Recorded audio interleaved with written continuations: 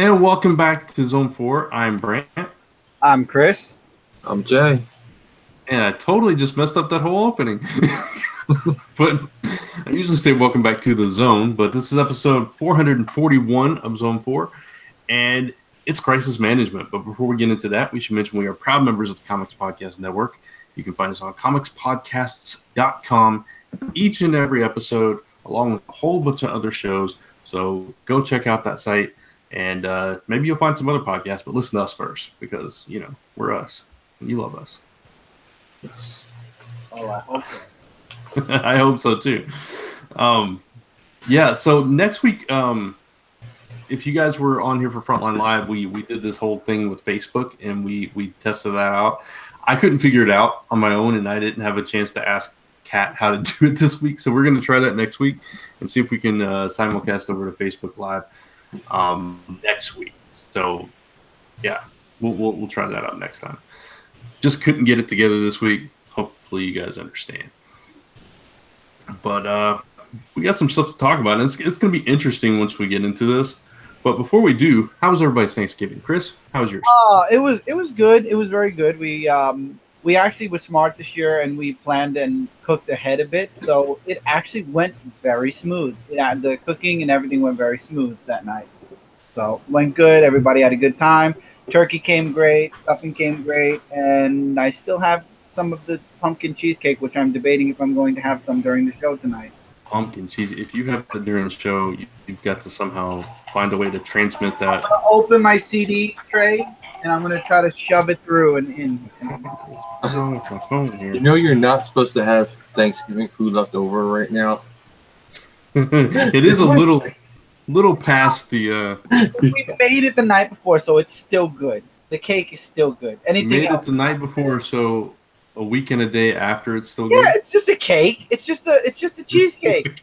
It's just a cheesecake with dairy product in it. It's lucky it survived. In my house, it's lucky it survived that long.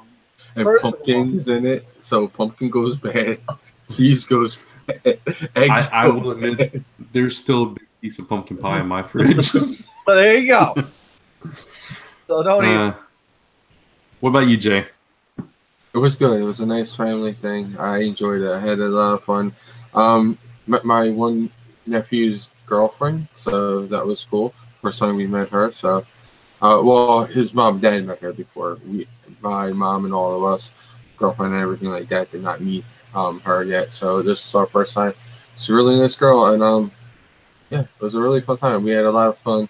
Afterwards, a lot of other people came over. It was a lot of laughing and fun. So it was a really full, fun day, and I cooked. Nice. Very cool. MT asked us how long after Thanksgiving our leftovers lasted. For us, we all got tired of eating them by like Sunday, so we started freezing stuff. But like I said, I just threw out our cranberry relish and corn pudding yesterday. And I've still got pumpkin pie in the fridge, but the rest of the stuff is either gone or frozen. Been that way for a few days. Dinner is, I think, only supposed to be 3 or 4 days. So you did about the right time. Yeah. We just, I mean, with all the meat, obviously there was a lot of turkey left, so we froze that. Yeah, we froze a little bit of turkey too. We're gonna probably make like a turkey salad or something at some point. Yeah, because especially with fowl, with chicken or turkey, you can't leave that sitting there forever. But yeah, we froze the stuffing and the turkey mainly were the two things. So, but all the desserts are gone except for that one piece of pumpkin pie I still have. Nobody liked the chocolate pumpkin cheesecake, so I'm lucky.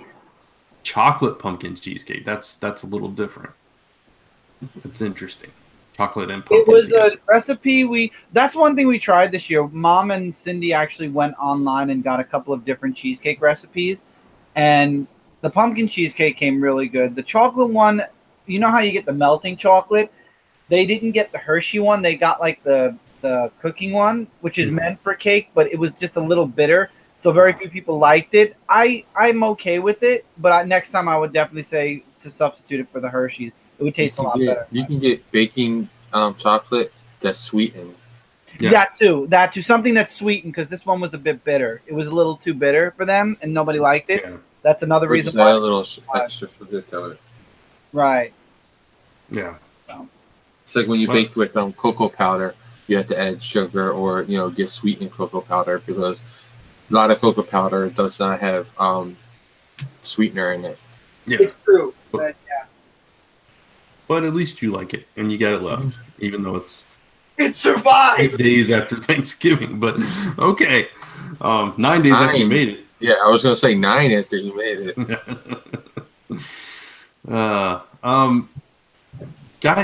People in the chat are talking about Daredevil, and I know, Chris, you said Frontline Live, but we're not doing news this week. So maybe we should talk about it. We have Frontline Awards this week. Yeah, exactly. So we won't have any news to talk about. So real quick, before we get into our topic and everything, Daredevil, the Netflix show, was canceled out of kind of out of the blue for some people. What's that, Jay? That's just the third Marvel Netflix series that's canceled. Luke Cage, Iron Fist. First, if you remember, we were predicting Jessica Jones and Daredevil and Punisher were all going to get canceled too. Yeah, I mean, the Disney streaming service is coming, and I'm still thinking, I don't know about you guys, but I'm still thinking they're just going to do something with that, port it over there. They will, or Netflix is just canceling it in spite of to spite Disney because Disney's making their own streaming service, so they don't. I don't think they'll spite Disney because they're spiting themselves. They're literally cutting their nose off to spite the face. No, Netflix isn't that stupid. It's probably more Disney has been cutting off their promotional aspect of it because that's what they were saying about Luke Cage. Like, online presence for Luke Cage this season was dead. No one was tweeting about it. The Luke Cage Twitter was dead, and that was all Disney PR people who were running that stuff. So Disney's not behind it because they want Netflix to cancel everything, just where they can grab them up. Those are, so far now, they have 3 shows that they can launch that would have an audience already built in for it, or 2 shows if you put Luke Cage and Iron Fist together as Heroes for Hire. Right, which I still think they're going to do. Yeah, they could do that. They might do that. Jessica Jones is going to get canceled, that's for sure. And then somebody mentioned Defenders. Defenders was never guaranteed a season 2, so they're just not going to do it. No, Defenders was a one and done. Yeah, they specifically said they had no plans for a follow-up to that. So, so I think it's our consensus that it's just going to all go over to the Disney streaming service. And at some point. Yeah, at some point. I mean, it kind of makes sense with DC having their own, and Disney kind of likes to control their stuff. I mean, all their stuff is on Hulu because they own a big portion of Hulu. So, I don't know. I personally think they did really good with Daredevil. Out of all of the Netflix shows, I would have liked to have seen at least Daredevil survive the cancellations. But what can you do? I can't say. I mean, season 1 through 3 will always be on Netflix, so I'm not really. Well, it won't always be. Once their contract with Marvel ends, they will remove it. Just like Marvel's doing with all their other movies, Yeah, DC plus did it with all their movies too. Plus, stuff leaves Netflix every month, so eventually it'll cycle out. Yeah, once their contracts end with the companies, they remove the stuff. Well, I mean, it doesn't really impact me anyway, positive or negative. I really could. I mean, especially I could care less that Luke Cage got canceled. Tevia says none of these Marvel shows are going to the Disney streaming service. Who said that? We don't know. It was tweeted. Was it tweeted? Let me see if I can share the post with you. I gotta find it again. Maybe they're doing something different. I didn't see the tweet, so I will try what they said. to find it. Yeah, there was somebody who mentioned it. I'll try to find it real quick. Okay. So I mean, if that's the case, then they're just going a different direction, which is fine too. I'm sending it to Facebook, Brent. Okay, we've had 3 seasons of Daredevil. I haven't finished season 3, so I don't know how it ended. So I can't really say, oh well, they need to continue it. You can quote it if you want. I wanted you to have it first to read. Okay. What's the source? Rolling Stone.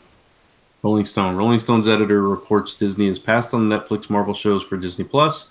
Says even if they wanted the shows, The nature of the contract would make it impossible to continue them. I've been saying Disney is not an R-rated company and won't have these shows on a streaming service associated with the Disney name.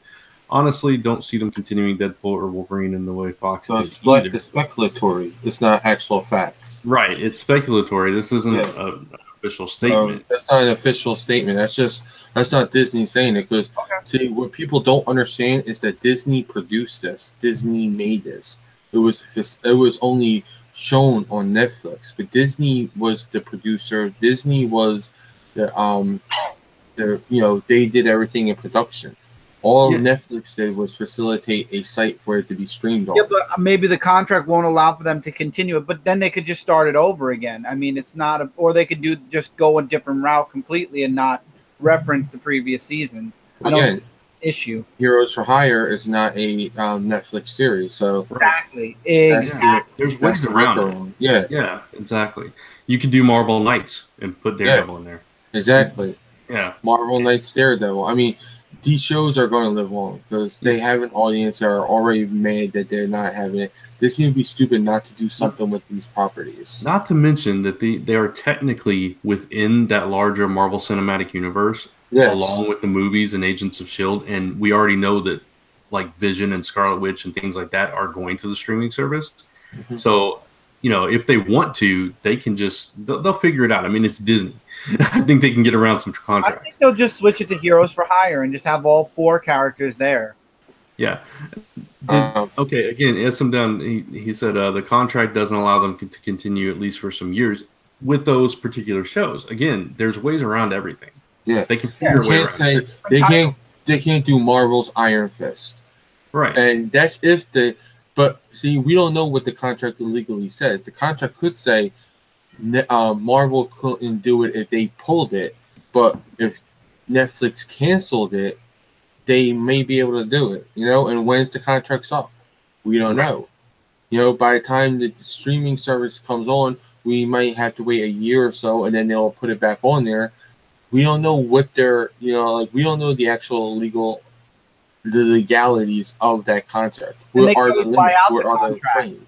They could always buy out the contract also if they want. Yeah. They really could. There's multiple ways. Plus, again, Disney produced and made this.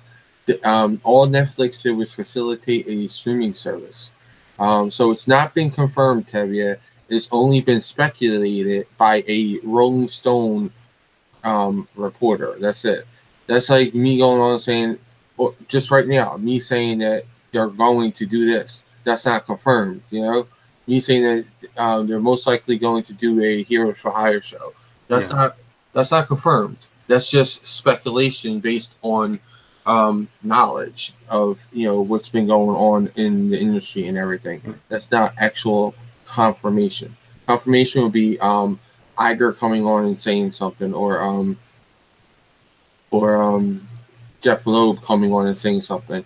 If you hear a quote from those people, then yes, that is confirmed. But until that happens, it's not confirmed. It's speculation. Yeah, SM Down said, yeah, but Netflix could not sell if they don't want to. No, I mean, the thing is, though, again, Disney is the juggernaut. They have a lot of money and a lot of lawyers, so if they want it... And Netflix is in debt. Yeah, so if they want it, they'll find a way. Netflix is in serious debt right now. Yeah, but they may not want it. They may want to go a different direction, but again, they could, like we've said, they could go Marvel Knights, they could go Heroes for Hire, they could start something new, like people are suggesting Moon Knight in the chat. There's a bunch of different ways they could go with this. Anything that's they could just change the title. Yeah, Hell's Kitchen. Just do Hell's Kitchen, or like Brent said, Marvel's Night. Just do like Marvel Nights and have, all right, do Heroes for Hire. You have Luke Cage, Iron Fist, and Jessica Jones. Okay, Jessica Jones can be the connective tissue, but she can also be in Marvel Knights, which will have Daredevil, Punisher, and any other character you want to have, like street levels, like Moon Knight and all. So you have those two options where you have, those are 2 new shows. They're not, taking over. You don't have to mention anything that's happened before in past seasons. And they can't say you can't hire the actors because they don't own the actors. Yeah. And even Disney will say, hey, you don't come on, we'll just hire somebody else. Doesn't bother us. So they'll just hire other people. And again, all you have to do is change up the title. Daredevil, Man Without Fear. Boom, it's a new series. Same thing like the comics. You just have to change the title of the series.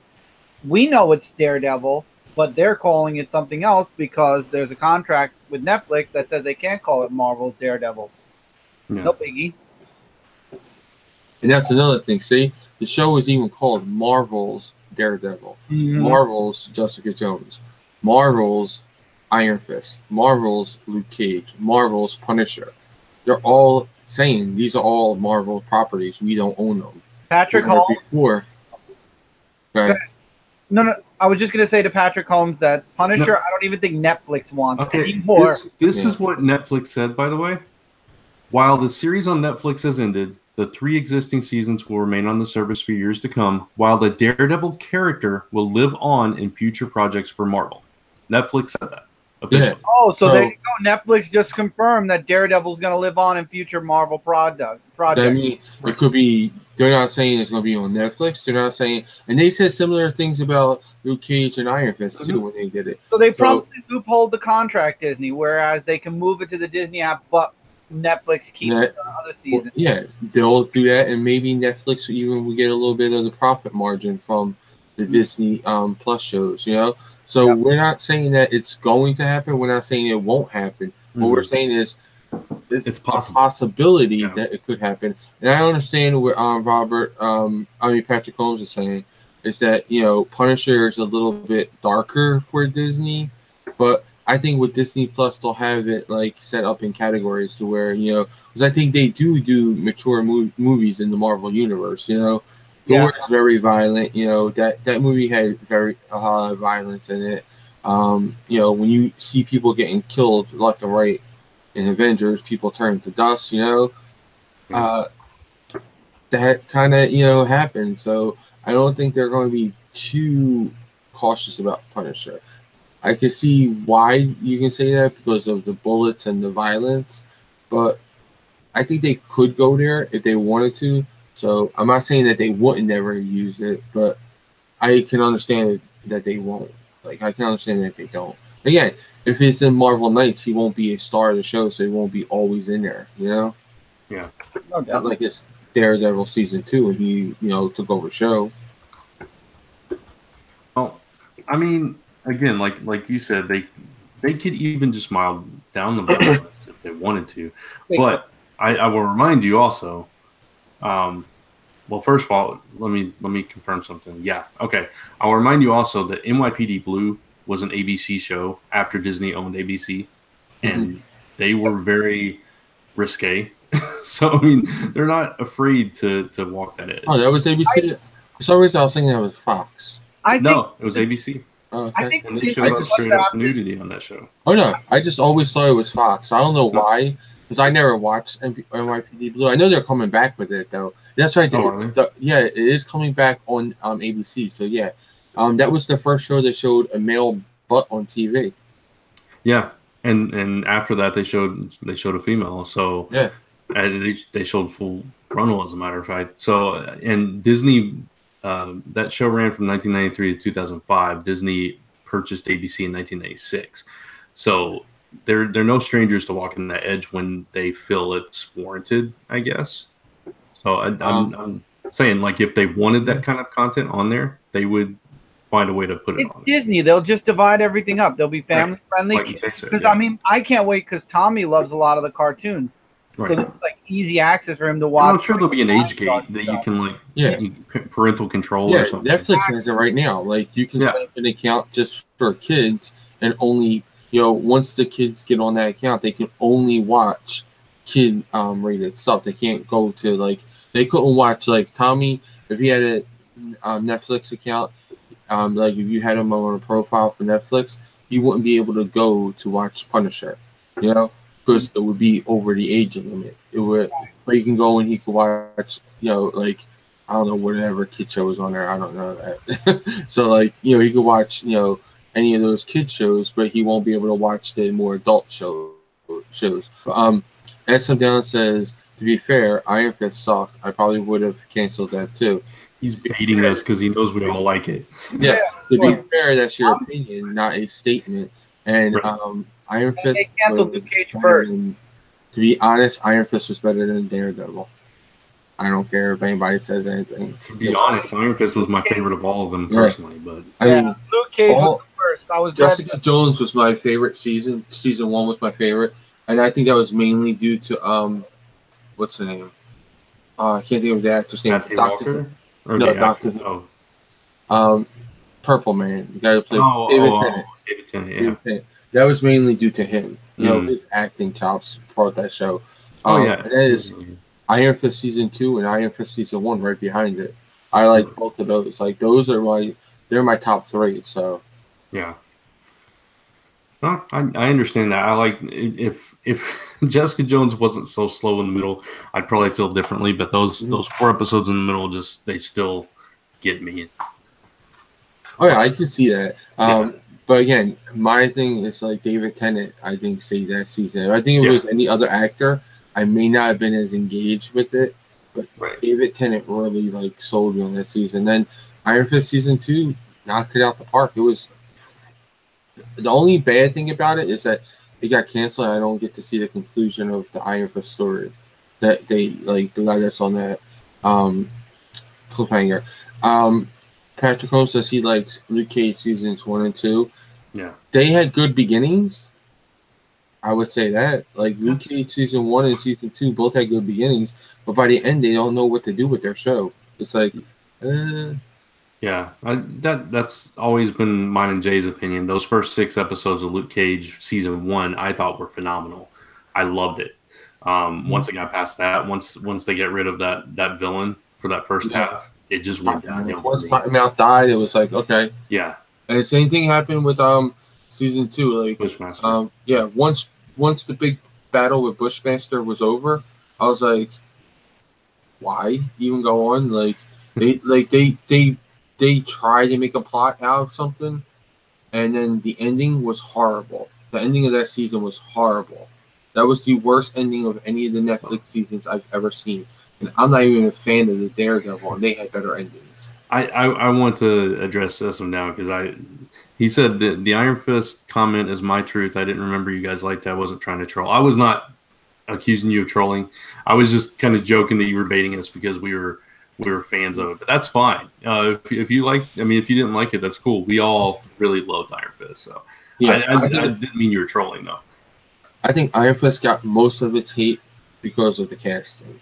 Like, I think just people couldn't see past that, quote unquote controversy of casting a white guy to play a white guy. I mean, but plus, I think that's where it mostly came from. That, and they didn't like the choreography. Didn't think he was good. And it's not in this first season the choreography was weaker. I mean, I don't think any of us have argued that it wasn't weaker. And it wasn't his fault necessarily because he only came on like a week before that they started to shoot. So they only got him on because of his he was what show was it? Game of Thrones or something? Game of Thrones, yeah.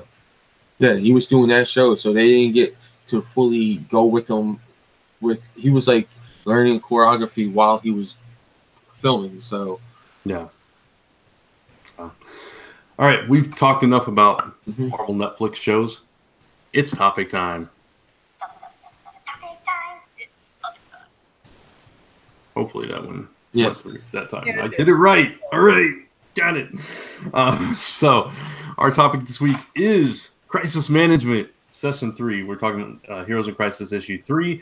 And we know that our opinion may be controversial depending on what you felt about the issue. We know there's been some thoughts about this book that nobody we don't liked necessarily agree with. What did you say, Chris? Nobody liked it. Nobody. I wouldn't say nobody liked it. We liked it. At least I meant nobody other than us liked it. I know Chris and I liked it. We were talking about it a little bit before the show. And I'm Jay. I know you've liked the previous 2 issues, so I'm going to assume that you like it. You can assume correctly. Yeah. Actually, your comments in Discord actually kind of. I was going to say Jay's comments in Discord would kind of say that he's still. That's true. I forgot. Just because we are going to talk about it. Just came out Wednesday. Yep. We're going to give a spoiler alert. We are going to be talking about this fully, so you have not read it. Prepare to be spoiled. Yeah, So, we've got to go full spoilers. This is crisis management. We got to go full in. I don't think we can discuss this issue without going into spoilers. Yeah, because this time they go back. Unless you just say, Sanctuary. yeah, unless you just say like one or two little things about it, like I don't think you can talk about. And it it'll be a very short show. Yeah. So yeah, just one more time. If you have not read this issue and you don't want to be spoiled, you need to pause this and come back later because we are going to spoil it.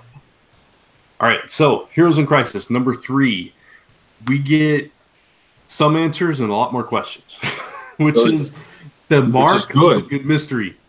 I'm just going to put that out there. It's a mark of a good mystery when you get more questions as the story goes on.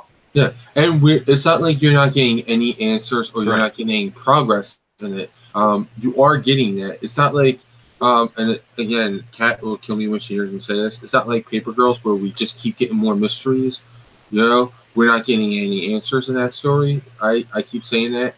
I know Kat disagrees with me on that, but I don't think we're getting like any real answers in that series. Where this, I think we're getting a little bit of answers and a little bit of clues, and then we're getting more questions at the same time. So it's like fueling you to keep reading and reading. And that's, like Brandon said, what a good mystery is supposed to do. I think a major clue was dropped this issue with Lagoon Boy.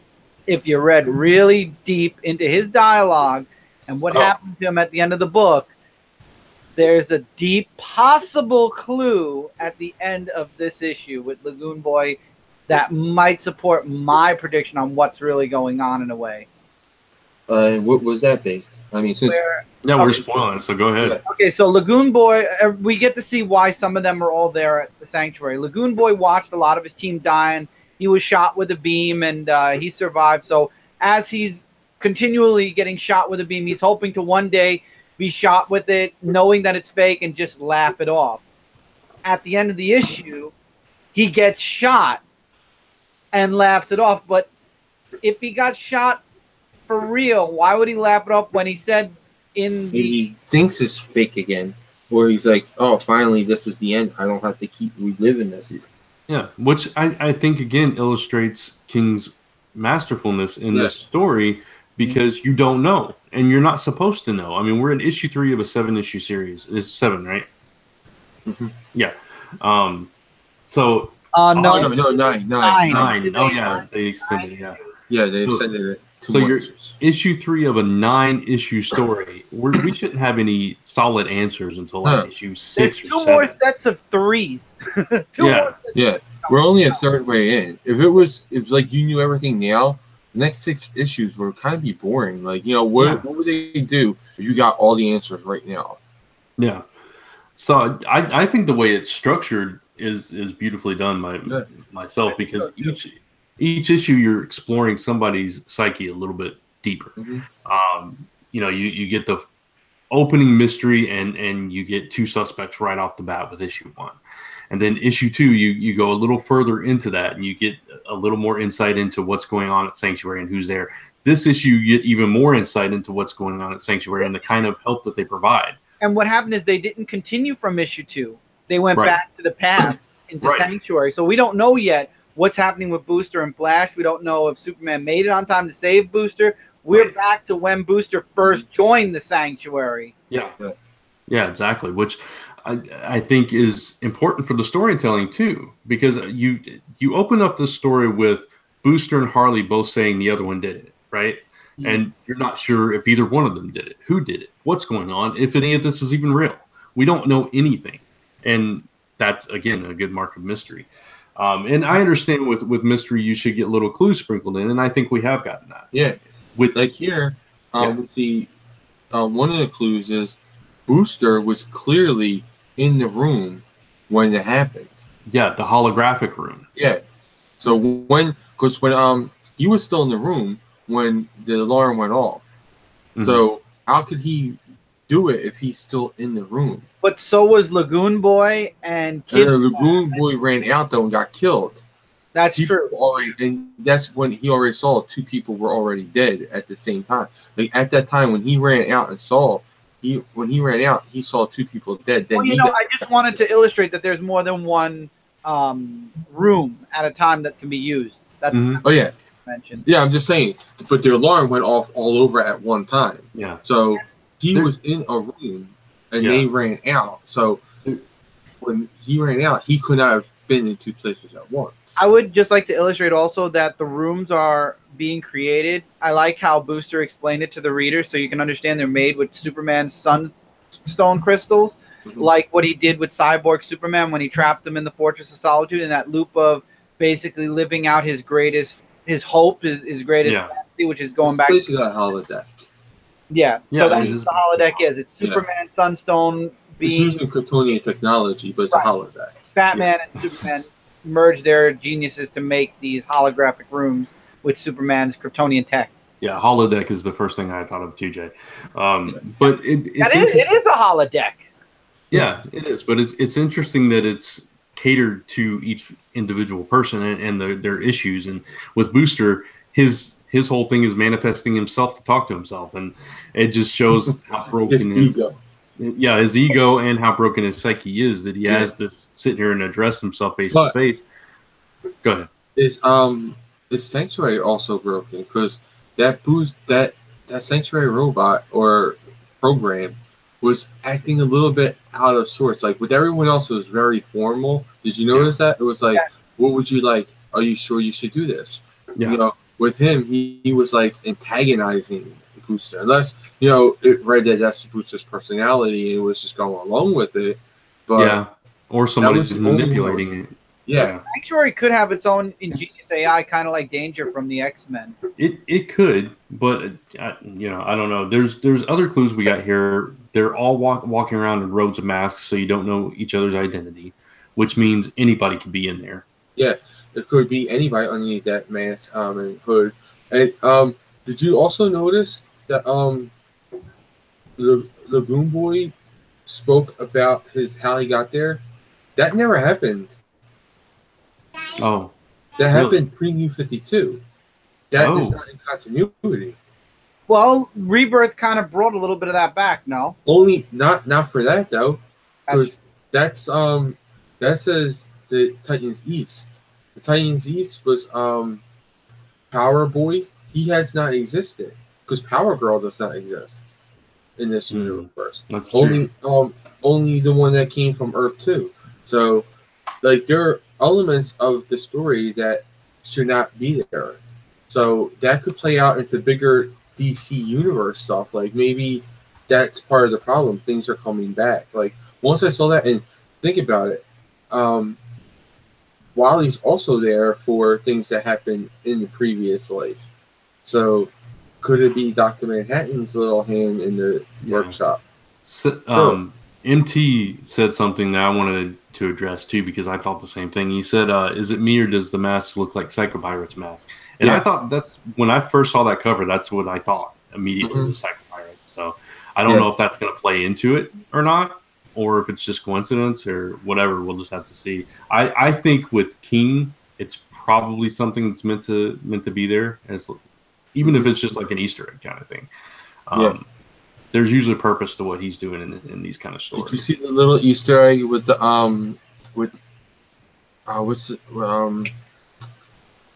Mr. Miracle doll, the little Mr. Miracle doll in the bedroom? Oh no, I did not notice that. Irie's little bedroom had a Mr. Miracle doll, and it had a Teenage Mutant Ninja Turtle doll. Nice. So Leonardo, I think it was blue. But yeah, it's like right on the floor. All her dolls are on the floor, and you see a little Mr. Miracle doll, and then you see a Ninja Turtle doll too. There's like teddy bears and other things. That's cool. Another thing I want to bring up is when this all goes down, and you see Wally West bang, and then Harley kneeling there with her hammer, and it's dripping in blood. And Booster is staring at her and saying everyone's dead. Booster just came out of this holodeck. He's obviously broken. This could easily, I think, be explained as his perception of things and not what actually happened. I think that's how you get around it being Harley. Or someone hit him with the hammer. Because we never seen who hit him with the hammer. That's true. And Harley comes up and picks up the hammer. Yeah, we don't. And it looks like she did it. Yeah, there's no explanation of how much time passed between panel 1 and panel 2. Yeah. It could be immediate. It could be an hour. We don't know. Yeah, we don't know how much time has passed. So Harley could have easily just missed the killer and yeah, go ahead, Jay. Finish no, your thought. And then so I say Harley could have easily have missed the killer, and then picked it up because it's like her hammer, you know. Yeah. Or Harley thinks she's still in the holodeck for herself, and she's killing people and not realizing it. Either way, I think there's ways around it being like total guilty. Yeah. These people have become murdered. What if it was Ivy who did it? Well, that's possible too. Ivy's dead. There's no confirmation Ivy was dead yet. What if Ivy did it, and that's why she's blaming Booster because she doesn't want her friend to be blamed for it. You know, that could be. MT asks who uses that hammer. It could be a frame job. It could be anybody that picks it up. It could be her hammer. It could be her hammer, but it's frame. Like, you know, like Brad said, a frame job. Someone took her hammer and used it because, you know, what better way to frame someone than to use their known weapon? And he also asked, what if this whole story takes place on the holodeck? And I think that's a possibility, but at the same time, we've seen it in other books where people have gone out and told them. Did Brand break up, or is that me, Chris? Both of you broke up for me. Can you hear me now? Yeah, I can hear you now. It must have been. Jay broke up, and then everything went back to normal. Okay. Must have been a Google thing though, because if we both broke up, that had to be a Google thing. It was definitely a Google thing because I couldn't hear either one of you for a second. Okay, I was saying MT also asked, what if the whole story takes place on the holodeck? That's one of my predictions. But the problem with that is, in other books, you've seen people go out and tell like Red Hood that Roy's dead. Yeah, and only things two like that. people, but only two people. Only two people. So only one person has been said to be dead. Two, Jay, because they're gonna do the Flash Batman crossover for Wally. Yeah, but that hasn't happened yet. True, but I'm just saying they are talking about that. But we're talking currently. Like I still think it's very odd that the Titans haven't reacted to Wally being dead. Yeah, but there is a cover of the Titans coming up. I think it's Titans, where it shows an X over, or maybe it's I forget where I seen the cover though. It shows an X over Roy, an X over Wally, and then an X over Dick. It's interesting. It's interesting that all of the original Titans are being killed off, or in Dick's case, being amnesiaed. Well, it's also the sidekicks, the original sidekicks. Mm-hmm. Yeah. So that could mean something too. Because Donna's still alive, and so is Gar, and so is Cyborg. Well, Cyborg never was a Titan. No. The only ones that are sidekicks were Gar, Donna, Dick, Wally, and Roy. Those were the sidekicks. Yeah. So I don't know. There's a lot more issues to go. Well, a lot of people are blaming Dan Didio, which I think is false, because I think every writer has the right to their own story. I don't think Dan Didio's like kill off all the Titans. Yeah, I don't. Plus, we always keep saying this. Dan Didio is not the Lord and Master of DC comic books. Not. There's a channel on YouTube. I'm not going to say whom or whatever, dedicated to literally pointing the finger always at Dan Didio, and I literally want to say, yes, he's the head, but it's like Joe Q. Look what he's not the head. He's co-head. He's co-head with two other people. Co-publisher. Jim Lee and Jeff Johns now. No, Jeff Johns is a different title. He's not. He's the co-publishers are just Jim Lee and Dan Didio. So those are the co-publishers. Right. There's two now, so you can't put all the blame on Didio. They've been since the New 52 started. They've been publishers, co-publishers of DC Comics since DC started. Right, three of them 52 started. Though, right? It was Jeff Johns has never been a co-publisher. He's had like creative director or something like that. Creative director, content control, stuff like that. He's never been a co-publisher. The co-publishers were Dan Didio and Jim Lee. Basically, though, Jeff Johns' role was similar to Joe Quesada's current role. So he had a lot of say in direction of storylines and stuff because he he orchestrated like a bunch of different bigger storylines in the universe. So you can't point the finger at Dan Didio. And every time I see this, I mean, there are videos like in-depthly pointing the finger. Yes, Dan Didio tried to kill Nightwing and didn't succeed multiple times. Well, he just thought it would be like what that whole thing came out was Final Crisis, Infinite Crisis. Crisis on Infinite Earth. Huh?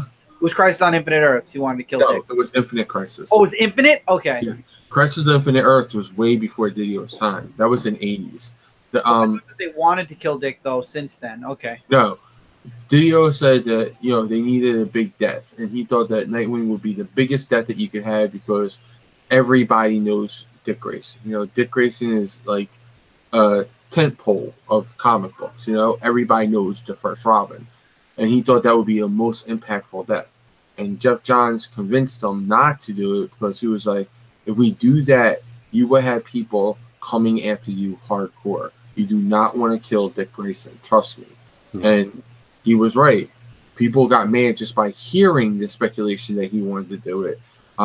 He still gets hate today for just wanting to do the mere mention of it. Yeah. Yeah, and it never happened, and he still gets hate for that. So it was a wise move not to do it, but I think they just like to tease that, because Dan Didio is still in charge, and they're like, it's just that tease there to get people not to be comfortable. Anybody could die at any time, and that's just something that they're trying to tease with. But so anything that happens to Nightwing is always going to be Dan Didio's fault. And the marriages, because he did go on record saying that heroes shouldn't be happy. He wanted the heroes in DC. Well, that was DC's whole. Yeah. That was also Jim Lee's thing too. Like they both agreed that they wanted to shake it up and not have everybody have these marriages, because in DC there was a lot of marriages. You have to admit there are. Like DC, there are, but you can't break them up after 40+ years. Especially the well-known ones. I'm saying you had like Iris and Barry, you had Jay and Joan, you had Wally and Iris. Wally and Linda. Who did you say? Lois and Clark. Yeah, Lois and Clark. You had Ray and can't think of his wife's name. Jean. Ray and Jean. That was a good breakup, though. Yeah, but that was also fueled by a good story, though. Right. Ralph and Sue. Oh wait, Ralph and Sue. Yeah. Oh, Sue got killed. You put that in there. I'm sorry. Wow. But yeah, they had a lot of marriages. Like you just think about it, DC, Ollie and Dinah, they were married. Yeah. We had a lot of marriages in the DC universe, so I can see them saying like, we need to shake some stuff up. I think their biggest mistake was though ending the two main marriages, which was Wally and Linda, because they had a lot of big fans. Well, they just got rid of Wally, so that was one of theirs. And the biggest mistake was the Lois and Clark, I think, but again, that was fueled by necessity of the lawsuits and all that.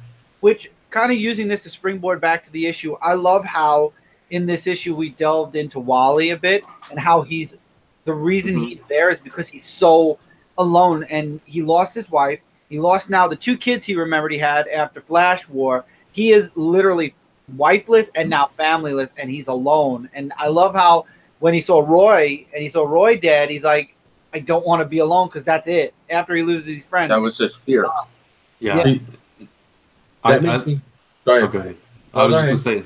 I was gonna say I love when he's laying in his bed just holding the mask and kind of reciting these conversations that happened that only he remembers.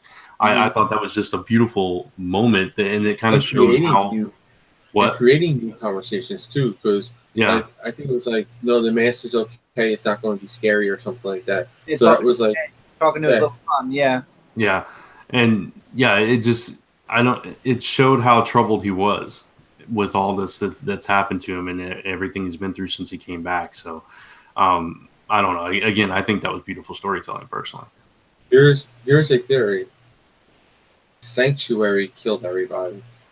That's a possibility, and I think that's another one of my possible answers to certain questions. Yeah. Because especially when you factor in what a lot of them are saying, I've been here for 3 months, I've been here for 2 months, I've been here for 3 weeks. they were there for a long time, and like Lagoon Boy, like or Lagoon Boy, he must have been like the first one recruited. He must have been. Yeah. He was there for. What did he say? Like how many months was he there for? Hold on, I have the book. By the way, variant cover is Wonder Woman snapping Maxwell Lord's head. Yeah, I like that variant. I wish I got the Batman one. Maybe one day if it goes on sale, I will grab it to complete the first 3 set. Now, Lagoon Boy was in the first 3 months. Station. 3 months and some more. 3 months. Okay. That's what he says. 3 months and some more days. Yeah, so longer than 3 months. We definitely know it's longer than 3 months. But I missed the could first. Sanctuary have done this to be like, you guys are abusing the system. You guys are not dealing with your problems, because by the end of it, because Wally kept not being able to say what his problem was, to face his problem, face his pain. He was ignoring the robot. Actually, he was literally saying nothing. He was just abusing the system by staying there too long, and then it actually happened where he was like, it clicked with him right before he got knocked over the head that he doesn't want to be alone. That was his big issue that he had to deal with, his psychological issue. So could Sanctuary be trying to again, could be sentient, could be like a Brother Eye type thing where it gains sentience and it wants to help. It thinks it's helping these heroes by making them do this stuff. Again, Lagoon Boy getting hit through the chest and not coming back, not surviving it. He finally finished that that cycle. The cycle's over now. He's not going to see it anymore. Yeah. Like I said, there's so many more questions that we have. Yeah. And again, that's how you build a mystery. You keep asking more questions while you give little tidbits of answers and the way he structured the story is you get, again, that mystery at the very beginning. Okay, a murder happened at this place. And then you start going into the suspects a little bit. Then you backtrack and you start piecing it together piece by piece, seeing what happened, seeing little glimpses of what happened as we watch the mystery unfold. And I think that's, I don't know. I love the structure of this. I think it's beautiful in that simplicity, I guess. Mm-hmm. I agree. I think it's very well done. I think what people don't understand that Tom King is doing is not, Tom King does not write. Not holding our hands as readers. He's literally got a very deep. He's not going to literally sit there and give answers and literally go, oh, well, Wally was this and then that happened. He's literally making the readers try to figure out this mystery while adding more mystery. And I can understand how people can get frustrated and say it's unstructured. It's going all over. I don't think it is unstructured. I think it's very structured. Yeah. I personally think it's very, very structured. We had the first 2 issues were in the present.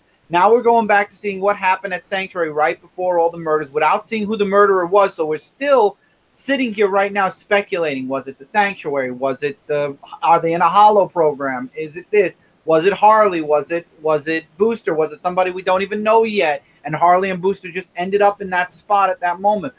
This is how you do a good mystery. I don't want somebody to hold my hand and explain to me like Scott Snyder does with Justice League. I want somebody who's going to give me a nice amount of dialogue, a great mystery, and just when you think you're getting answers, there are more questions at the same time when you're getting something else to answer. Yeah, and I think part of it goes into just honestly, and this is no insult to anybody, but the lack of patience in our society. We want answers right now. And I think Tom King is one of those writers, if you've read any of his work, where he plays a long game. Yeah, he plays the long game, likes that nice stretch of story to kind of build that tension and suspense up to that big reveal. I agree. The only problem with Tom King is he literally just started with a lot of stuff in DC and nobody's seen his payoff yet because Batman hasn't made it to 100. That's supposed to be the big payoff for all 100 issues. Well, Miracle Man just ended, right? Yeah. Oh, that's true. Yeah, and everybody hated that payoff, but I thought it was brilliant. I loved it. And he has the track record with Vision, if anybody read that over at Marvel, which again was another thing issue long game kind of series where you only had bits and pieces of the answer, but it was this exploration into the human condition of a non-human being and his family. It was just I loved it. I thought it was like one of the best books. I think it came out in 2016 or 17. It was one of the best books of the year that year. I loved that book. I think it was in my top 5 like every single month. Yeah. So and that's kind of what I compare it to when I see his writing. Now with Batman, it's a little bit different because it's a very, very long game. Yeah. And I know, a lot of people have been kind of, back and forth with his writing on that, and even us at times. So, but with these more concise stories, and we say concise even though it's like stretched out a little bit, it just seems like that's kind of his jam. I think he gets in his groove with these complete stories, I think. And, who knows, once we see the completion of Batman, we might say the same thing. It's like, oh, well, this was really masterful storytelling. We don't know yet. So I'm willing to give him the benefit of the doubt. What I like about Tom King's writing, and he says this himself, he doesn't really know how to write superheroes because he's not a superhero, Yeah. He said, but I do know how to write about human condition. I do know how to write about a love story. I do know how to write about this and that. And he takes those elements and adds them to the superhero narrative, and it becomes more than just a superhero comic book, Yeah. So I think it's just that he doesn't write it conventionally how people want a comic book to think a comic book should be, I think everybody, and come on, how many people have done that? Like Grant Morrison has a huge fan base because he does not write conventional comic books. He also has a huge base of people who do not like him because of that.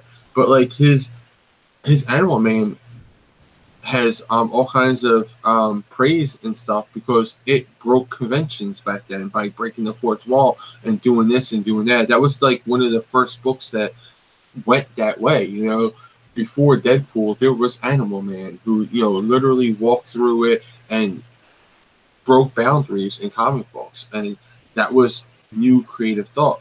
Tom King is doing the same exact thing, but just people don't understand it because they're not seeing the over-the-top or the zaniness of it. It's just, this is deep human emotions and conflict. And that's what I think people are getting antsy about, is because it feels different than what they're used to for, in the last 80 years. You only got this one type of stories, whereas superheroes bang, bang, boom, and not, many people have done these deep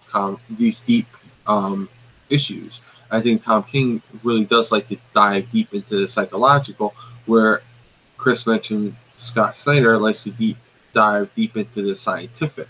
So you have, the scientific stuff where, you got to explain a lot of it, to the psychological where you get to use your own brain to fill in gaps. That's what I like about Tom King's thing, is that he allows you to play along with it. Like, again, we're speculating. Could it be this? Could it be that? Could it be this? Was she there was she the one who hit him, or did she just pick it up after someone else hit him?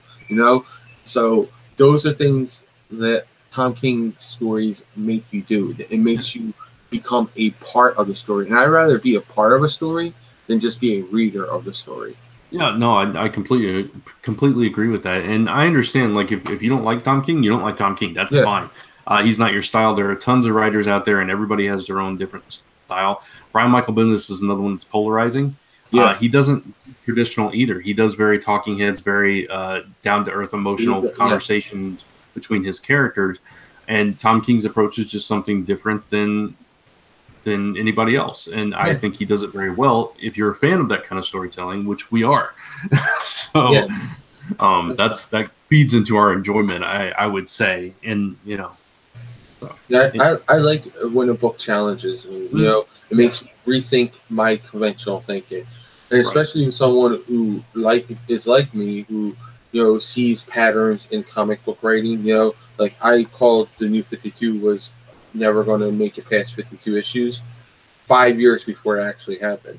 And everyone on the show told me I was crazy to think that Kat and me got into long arguments on Frontline Live about them canceling 52, New 52.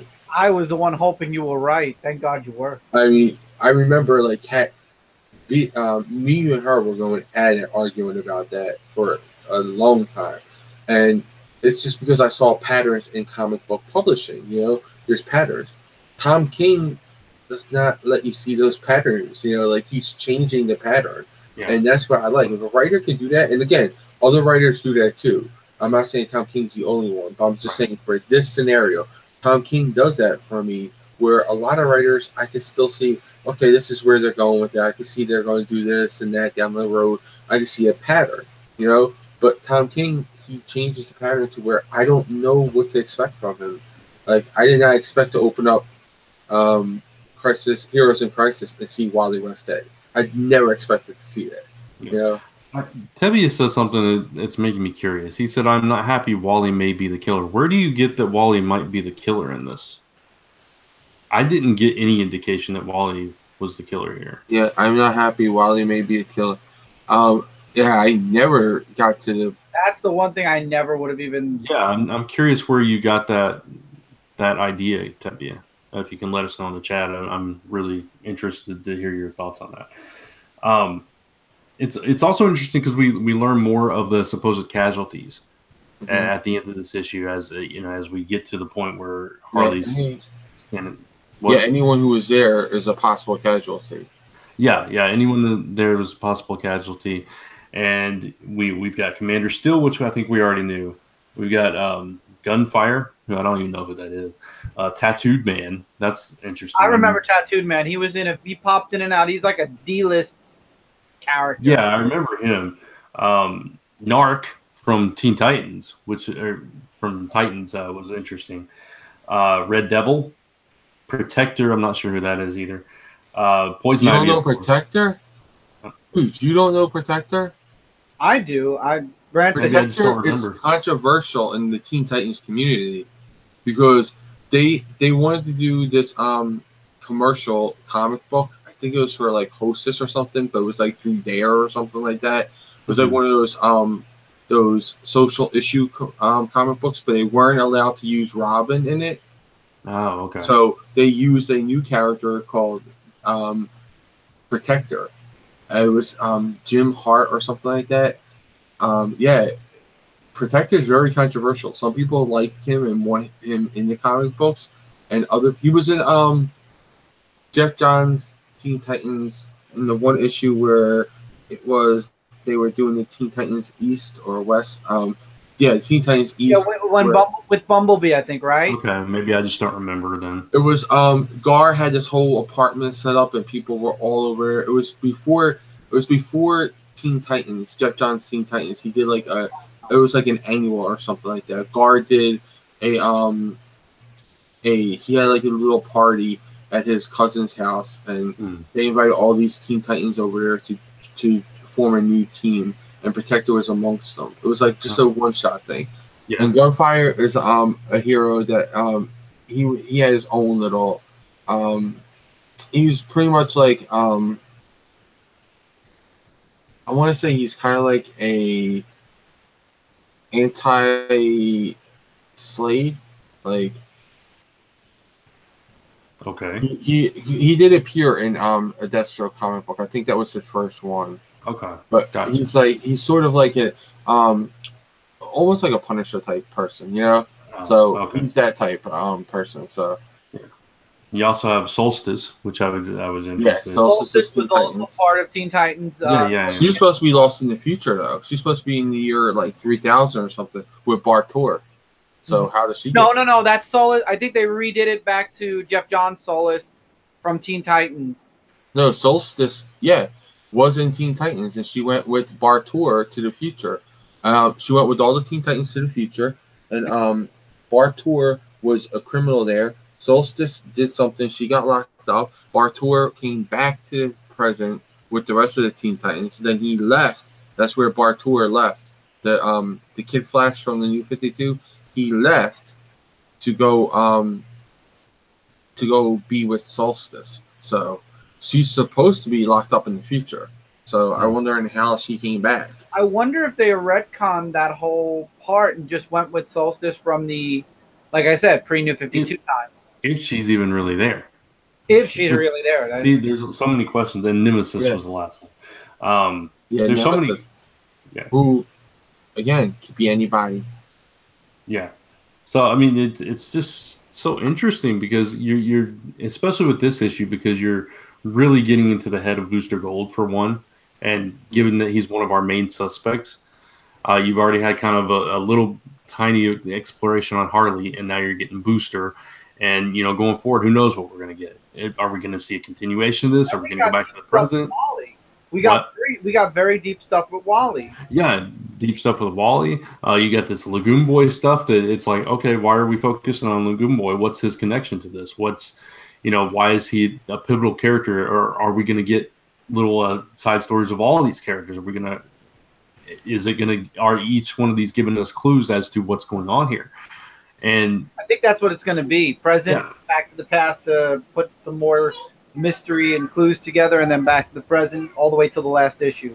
Yeah, which I love because then you don't know, and it gives you a reason to keep reading because you're trying to piece it together yourself as opposed to it being handed to you. I don't want to know until the 8th or 9th issue. Yeah. I really don't. I think that it would be huge if it was revealed at the end of the 8th and then we dealt with it in the 9th. Or even if it was revealed in the 9th, and that's the whole point of the 9th issue. I could see it even like at the end of the 7th, and then 8 is the fallout, and then 9th is the resolution. Mm-hmm. That's true. I can live with that too, but I don't want it in the beginning. I want it all. Oh yeah, totally. And I don't think Tom King's not that kind of writer. He's the kind that's going to keep you guessing until he's ready to reveal it. He's going to drop these little clues. Like Nemesis could be because. Could Booster have really been talking to Nemesis the whole time in that room? Yeah. Instead of Booster, he could have been talking to Nemesis because Nemesis is the master of disguise. Yeah. And that's why Harley Quinn thought she saw Booster kill the people when it was Booster thought she saw Harley. Yeah. So you just don't know. And then that could have been a nice little tease right there, having him be the last panel of the issue. It's to be continued, Yeah, exactly. So you just don't know. MT says, what if Bane is somehow involved? And we kind of, Jay and I at least speculated on that at the very beginning that, Tom King has this whole thread with Bane going on in the Batman book. I think he's Dick. That's about it. Well, because Skeets was involved with Bane's side and everything. Yeah. So, and, obviously Skeets and Booster Gold. So there could be some crossover there. We just don't know. If Tom King loves keeping his stuff tied together. Yeah. It's these little drops here and there with his work. So, again, you see the little Mr. Miracle doll in here. Because, and in Mr. Miracle, how many times did you see Batman dolls and stuff? So, Tom King likes to keep his work, tied together. So, I could definitely see something like that playing out. I think, if anything, it will be through Skeets. It won't be actually Bane in the book. I think it will be through Skeets' manipulation of Booster Gold. Yeah, it's possible. I don't know. I love that I don't know though. Again, I love the mystery of this, but all of us love mystery. I think, and especially Jay and I don't know how much you love mystery. I love mystery. Yeah, so it's Brand and I read mystery novels and all that. So Brand and I are deep into mystery. And I don't know Chris's depth of mystery love. I like mystery. I like mystery comics, and there are several. What did you just hold up? What? No, I think you just saying something. That was Heroes in Crisis comic. I just moved. Oh, okay. It looked like you were holding up something in front of me. No. I like mystery comics, and I love mystery games, and I don't read mystery novels, but I've seen mystery TV as well. So mystery is always fun. Yeah, like Clue is my favorite board game of all time. Oh, just putting it out there. Games. I'm so stupid. Mystery video games as well. I love the whole aspect of you're playing and you have no idea what you're playing for. Yeah, it's one of the reasons why I love what's in it? Can't think of the name of that anime. Danganronpa. It's where they kill all the people in the school. MT says like Ed Brubaker. Yeah. Identity Crisis. Well, that's not it. Was that it? No, that's Brad Melton. Yeah, that's Brad Meltzer. But yeah, What was the one that he said? Ed Brubaker.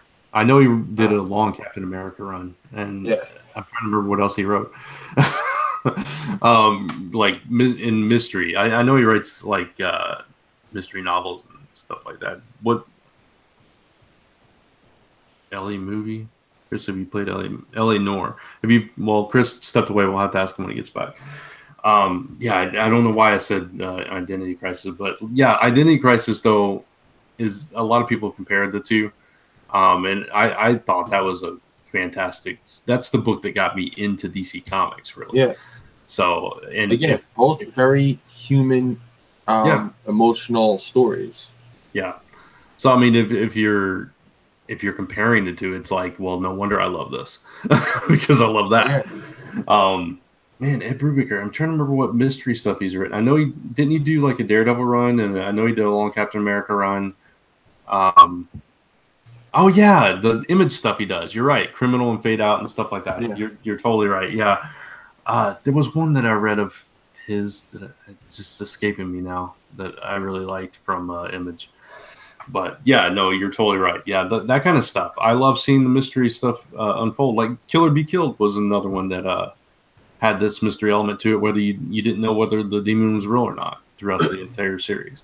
You know what else I think is plaguing a lot of people with this series is that it's actually a monthly series and not a bi-weekly series or tri-monthly series. You know, it's not coming out every week or every 2 weeks or something like that. And people are so impatient now that you can't wait a month for a comic book. I mean, Marvel and DC's fault, but they've been doing it for a while like that. Hey, Chris, MT asked if you've ever played LA Noir. Yep, beat it. Loved it. Well, there you go. So, Grant, you should play it. I would probably like it. You would love it because you have to. All right, basically, you play Batman. You have to go into a scene and you search the entirety of the scene, and you got to look in depth because you got to get clues. Then you get the suspect and you bring him in and you got to question him. And based on your clues, you have to determine if he's lying, telling the truth, or there's more. And then you got to push that option that you think it is, and it could either help you solve the case, ruin the case, or just basically make you lose favor with the suspect. Nice. And so many different aspects. You could be harsh, you could be nice, and you don't know. And even when you're questioning witnesses or something, there are ways of questioning, and every different questioning gives you different results. It was very hard to 100% that game. That's all I'm going to say. It was very hard to 100% it. Took me a lot of tries, but you can replay missions. Yeah. It was a very good game. That's the reason I did not realize Brubaker had written Batman. When did he write it? Like, what was his arc? I don't remember. MT said that. That's one reason I really like the Arkham games, because you have that mystery element to it too, and you got the clues before you have to solve them and kind of follow the trail. And it's, I like those elements about like even games like Tomb Raider and Uncharted, where you have to solve puzzles and stuff like that, and you're trying to figure out like how these things are connected. Mm-hmm. I just love those kind of stories. Yeah, I think it's just he takes a different approach to it. And again, Brant mentioned about people not being patient with the long run of a story. And going back to what I was saying is that I think it's also because it's monthly. This is every 2 weeks. I think people might be more inclined to like it because it's faster for them. But I think I like it this way because every time I read it, I feel like I'm re-engaging with this. And it's, it brings me back to, stuff like Identity Crisis, where you didn't have it, at your fingertips every week. I like having to wait, and it makes you anxious for that next issue, because this was the first comic book I read for the week. I was like, I need to read this. Like, I need to read this because it's good, not because we were doing this, because I could have waited till today to read it. If I wanted to, I didn't have to read it right away. But I read it because it's that good. It's that engaging. I wanted to read it. I had to read it. Yeah, it's funny you say that, because it was the first book I read too, and I didn't even realize that I was reviewing it for Frontline reviews that go up tomorrow until after I'd read it, and then I was like, oh, I got to check out what I'm reviewing, and I looked, I'm like, Oh, March for Heroes and Crisis. It was your turn in the cycle. Yeah, I had totally forgotten. So it was just funny that was the first book I read. But yeah, for the same reason, I just had to get that next chapter of this mystery and figure out, get some more clues to what's going on. And yeah, so I love his storytelling, at least in these kind of stories. The Batman stuff, again, it's a little more drawn out than I'm used to with his writing, and I have to wait and see what that end game is before I can judge it as a whole. But this kind of stuff, it's just, I think he's so good at these maxi series linked stories, at least the ones that I've read of his work. And I want to say this: I know a lot of people that watch our show, will watch Comic Frontline as a whole, likes Young Justice, the animated series, especially season 1. Yeah, Greg Wiseman wrote that season. You had like 20-something episodes, all one story, long play out. You didn't get the payoff to the very end of that season. Same exact thing here. You don't get the payoff to the end of the arc. So, and it was months later after it started, because we had a whole season go through. We had that whole intermission between the first half and the second half of the season, and it was one continual story. So, people who say that they don't like this type of storytelling, but yet they love Young Justice, think about how Young Justice season 1 was structured. And a lot of people love Young Justice season 1 over season 2. So just think about how Young Justice season 1 was structured, and then think about how Tom King is writing this book, and you'll see that there's actually a lot of comparisons there. Yeah. Let's see. MT says the whole run of Brubaker's Batman is collected, and I just looked it up, and it was like issues 582 through 586 and 591 through 597 was volume 1. And I'm reading like the description of it. I don't think I was reading Batman at that time. Was it Free New 52? Yeah, it was 5 something. So yeah, and it was in the late 500s. So before that issue. Yeah. So that was before Hush and all that. Yeah, it was right before Hush, I think. Yeah. So I don't think I was reading. I think I picked it back up when Hush started. I started reading Batman in the New 52 because that was the best jumping on point, and I remember they were doing way too much pre-New 52 of Batman to just jump in, especially No Man's Land was going on, and that was everywhere.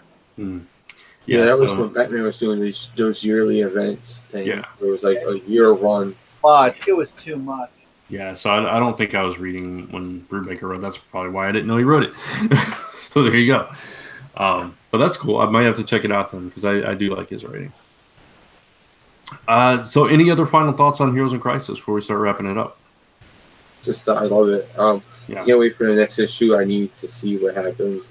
I'm going over, and Brent knows and Chris knows I've done this the last 2 issues too. I'm going over each and every panel to look for clues. That's why I saw the Leonardo doll.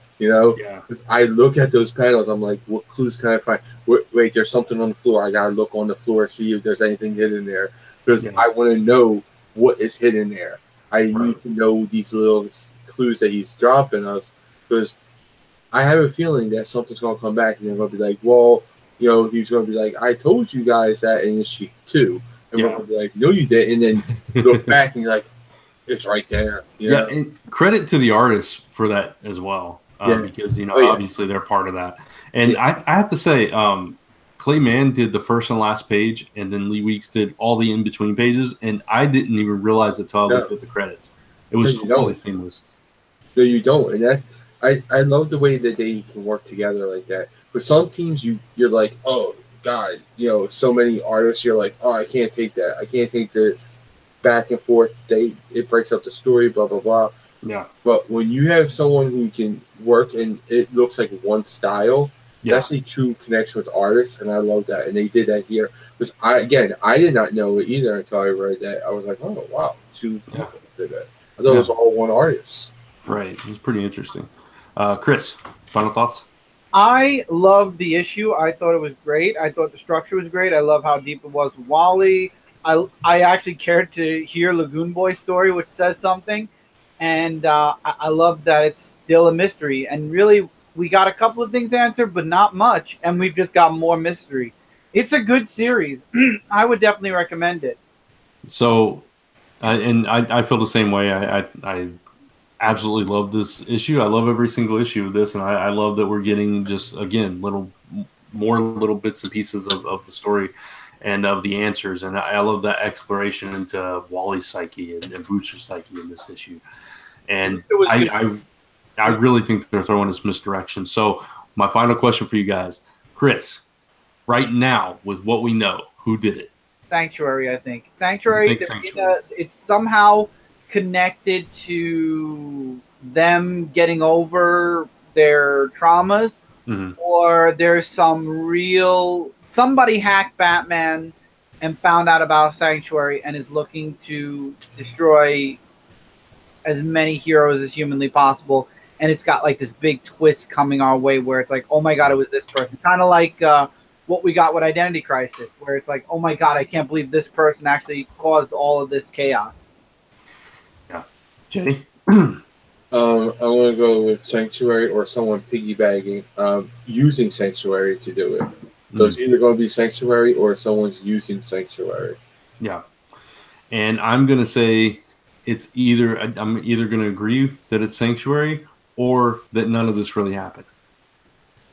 That could be possible, especially with Wally. What did you say, Chris? Some of it had to happen because of Roy reaching into other books. True. Unless it didn't happen, and then Superman did say all of it's confirmed. Like, he did say people are confirmed. He was like, yeah, but I mean, Superman can be fooled. True.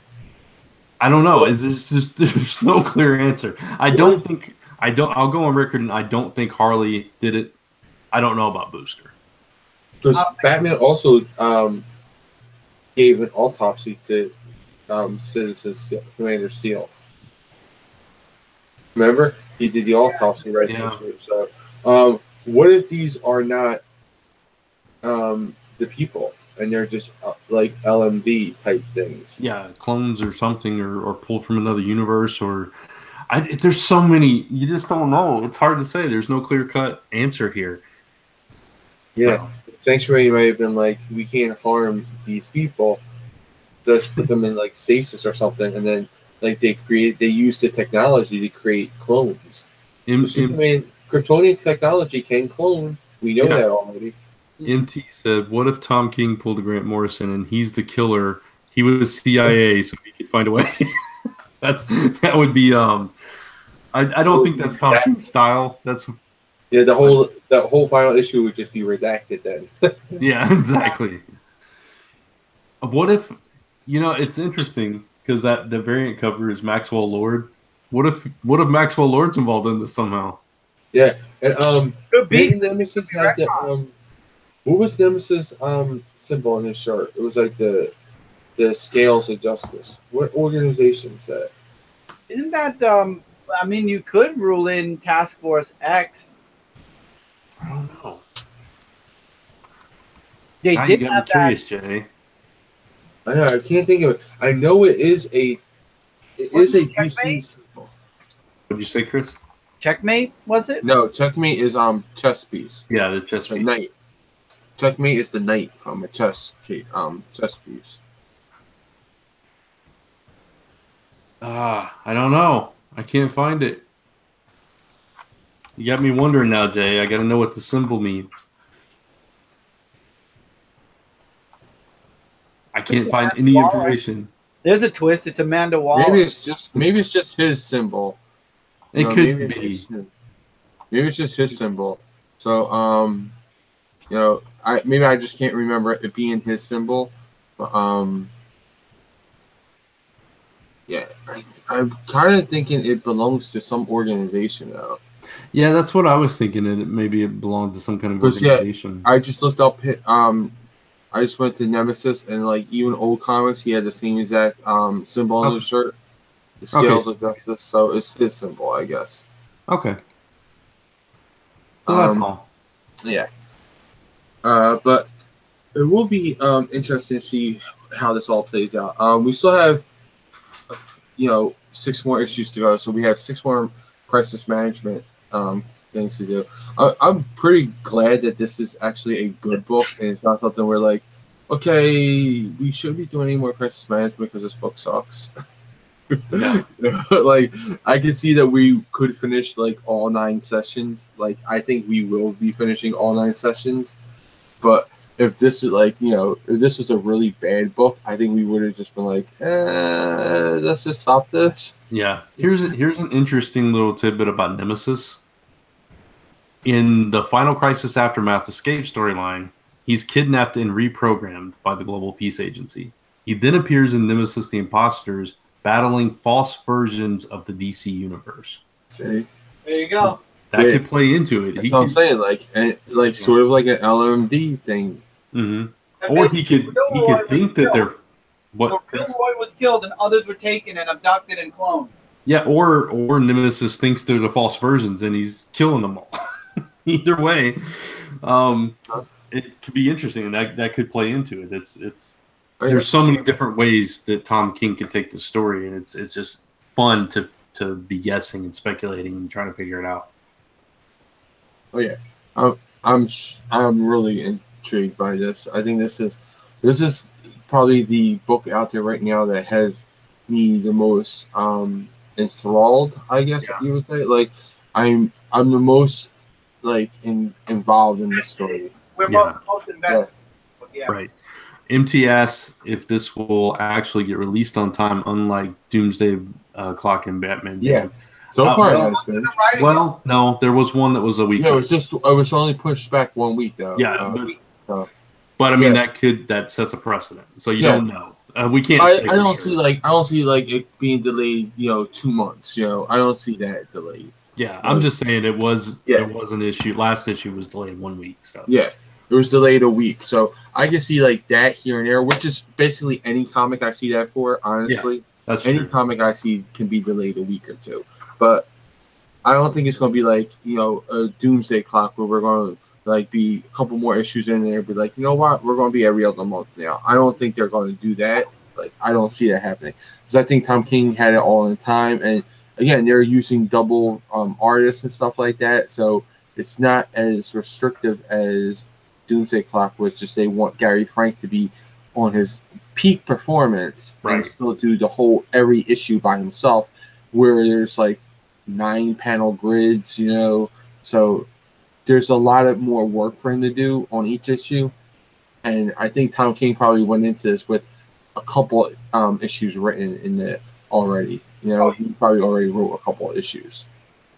Yeah, and if they continue this, like if Clay Mann is just drawing all those confessional pages, that would be perfect because you could have those drawn ahead of time and then just have the other artists work on the in between pages.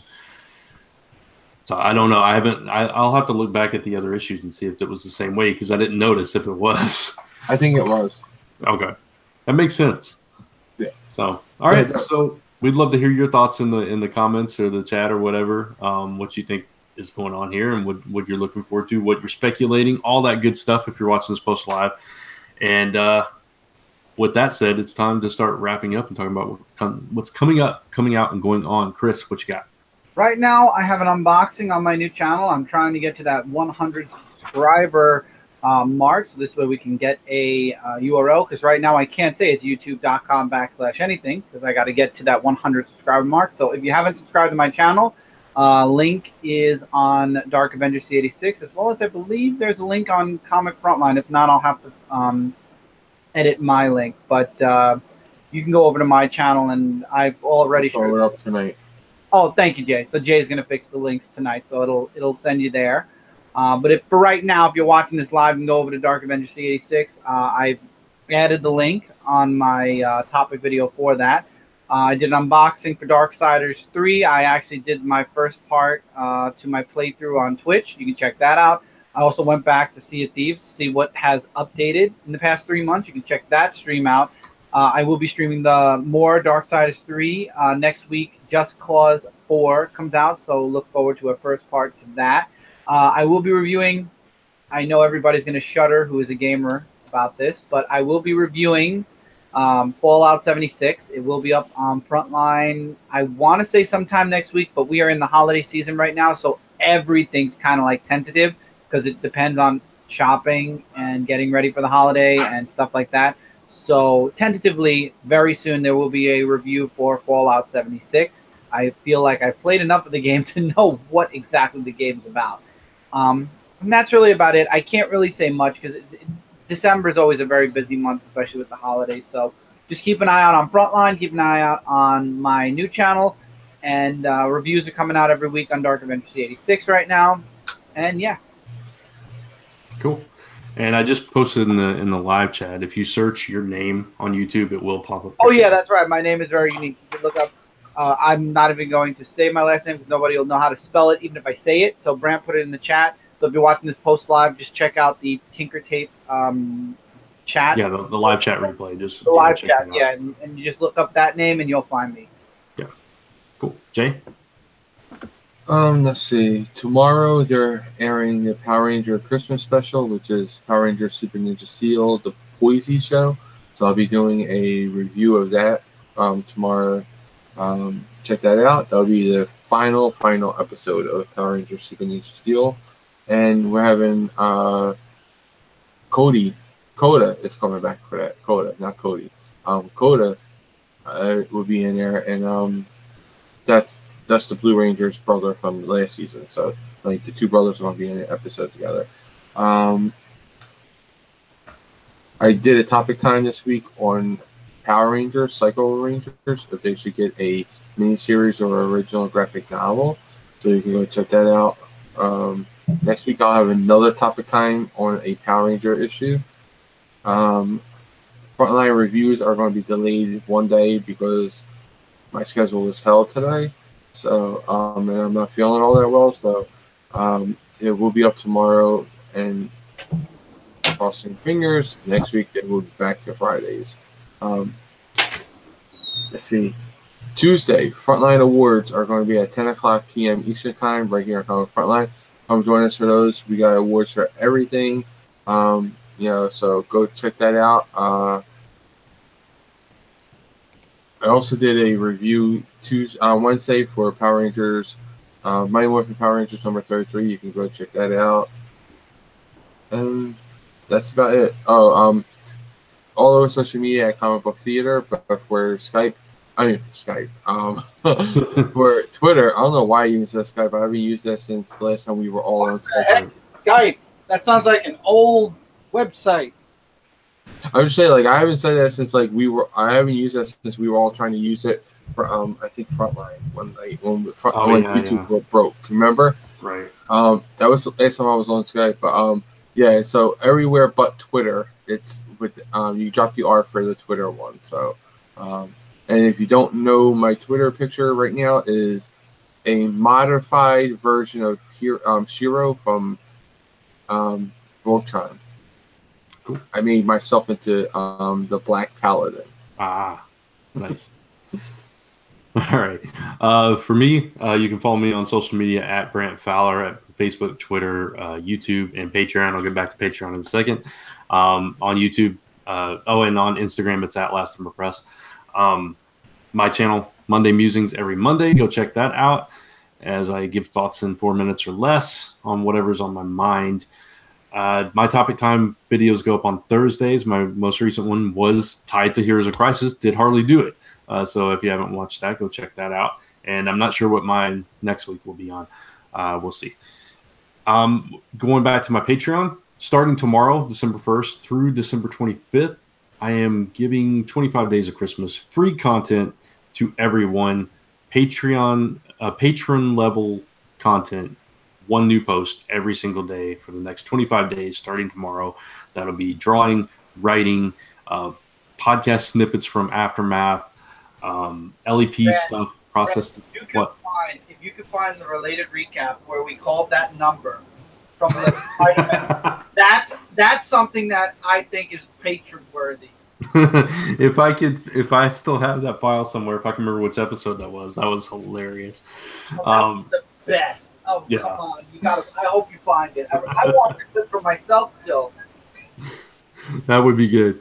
So, yeah, all patron level content for free for everyone for 25 days.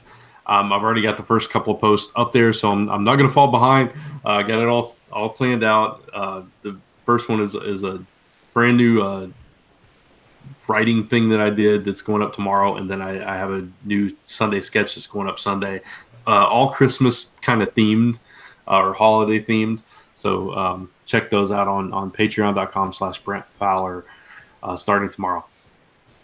And as far as Zone 4 goes, there was a new episode of Airship 27 that went live on iTunes today. And the audio version of this will go live on iTunes next Friday. And hopefully next Friday for Zone 4 Live, we're going to be able to do that simulcast with Facebook and kind of spread the word on that. So be on the lookout for that. And as far as Frontline goes, tune in Tuesday night for the Frontline Awards as we all get together and talk about our consensus on who we think won the awards for best books of 2018 and all that good stuff. Best all that stuff. We got a lot of categories. 42 categories. Yeah, 42 categories. So check that out on Tuesday night, and then we'll of course do our top 5 following that. So that's it for Zone 4 though. So Jay, I believe it's your turn to read us out. Yes, it is. I believe so. We'd like to thank the official bands of Zone 4, the Ray Wall Band and Society's Play, and you hear on the show each episode. We are also proud members of the Comics Podcast Network. You can find us right here on Comic Frontline every Friday, and also on comicspodcast.com, Stitcher, iTunes, and of course, zone4podcast.com. If you have any questions, comments, or suggestions for us, send those to zone4podcast@gmail.com. And as always, thank you for listening. You are now leaving the fantastic Zone 4. Play that music out. Play that music out. Bye, everybody. Banana.